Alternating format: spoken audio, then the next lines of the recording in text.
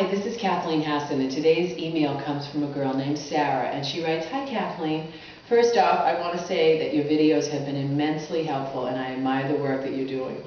Thank you, Sarah. Here's my question. How can I overcome my fear of public speaking? And I wrote back to Sarah, and I have this long email, but I'm going to just read to you what I wrote to her and share with you the same things that I told her in the hopes it will help you overcome any fears that you might have of public speaking. Because I figured it wasn't really fair if just Sarah gets the information. I want everyone to know how they can be their best in front of an audience.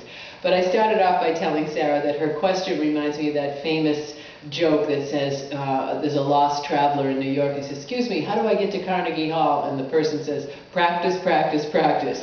So that's number one. In order to get good at public speaking, you actually have to practice. But the first thing that you can do is to visualize yourself in front of an audience.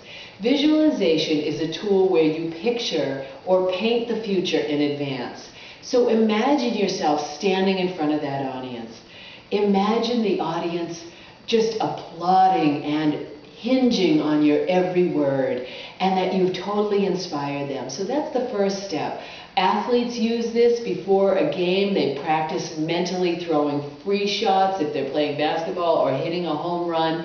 And then when you actually do this, your body or your mind does not know the difference between something you've imagined or a real happening. And it says, oh, I've done this before. I know what to do here. So just by visualizing, you're using the power of your mind to paint the future in advance. Next, you want to use a tool called affirmations.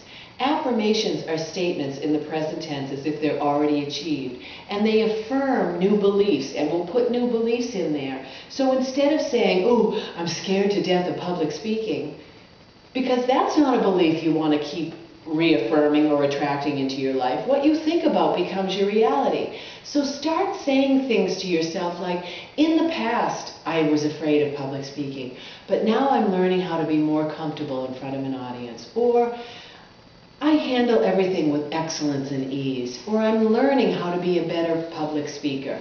And eventually you'll put a new belief in there, and that will become your reality. So the next thing you have to do whenever you're speaking in front of a group, pick a topic that you're really comfortable about talking about. So for example, if you had a paper that you had, not a paper, a speech that you had to do in front of a class, pick a topic that you feel very comfortable about talking about. Maybe about yourself or the 10 turning points in your life that have made you become the person of integrity and character that you are. Or maybe talk about an influential person that has really impacted your life, like your grandmother, for example. My Nana was so special, and she made me feel like I could do anything. She was a strong, courageous woman who lived her life loving her family, and it made me want to be that person. People really relate to stories. So that's the next point. Even if you're giving a speech on facts, like, for example, 10 million young women in this country suffer from an eating disorder. Well, that's a fact.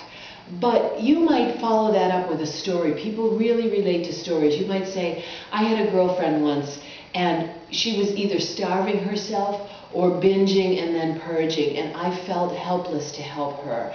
But that is why I'm so impassioned about stamping out eating disorders in our country. So share a story. It helps people relate. So even if you were talking about your grandmother, all the while someone's thinking about, oh, that makes me think of my grandmother. And people can relate that back to things that are going on in their life. But the final point that I want to make to you, and it will help you shift the focus from you and your fear, is whatever speech you're giving, it's not about you. It's always about your audience. So if you can remember that, and always remember every audience member is sitting there with their station or their dial tuned into WIIFM. What's in it for me? So if I'm sitting in an audience and hearing you speak, I want to know, what am I going to benefit from by listening to you? So even if you're talking about your grandmother, for example, always shift it just a little bit and say, maybe there was someone in your life that really had a strong impact on you. Or if so thus far in your life you really haven't had someone that's impacted your life, make it your business to look for a mentor or a role model that you can then be inspired for, because no one goes through life alone, and that we learn from each other. So always, whenever you're giving a speech, turn it around and remember, I'm here for the audience, and I'm here to help them be inspired. And then it takes all the focus off you, and then you don't even have to remember, or you don't even have to really be thinking about how well did I do. Because I think it was Emerson that once said, it's not what you say, but it's how you say it. And if your intention is to say things with love and the intention to inspire your audience, then it's not going to matter what you say or how you said it exactly, but more importantly about what message you were trying to give to really inspire your audience. So those are the 5 things that you can do. Visualize your speech in advance. Start saying positive things to yourself. Pick a topic that you feel comfortable with. Always remember to tell stories, even if you're giving a lot of facts in your speech. And lastly, remember, it's not about you. It is about what you can give and how you can inspire your audience. So I hope that helped, and please email me. I'd love to hear your success stories about maybe you overcoming your fear of giving a talk in front of your class or whatever. Let me know if these suggestions helped. And feel free to email me with your own questions, and I will address them in an upcoming video. Go to KathleenHasson.com or email me at inspire@KathleenHasson.com. I would love to hear from you, and I would love to help you become the amazing young woman you were born to be. So until next time, this is Kathleen Hasson, your confidence coach. Bye-bye.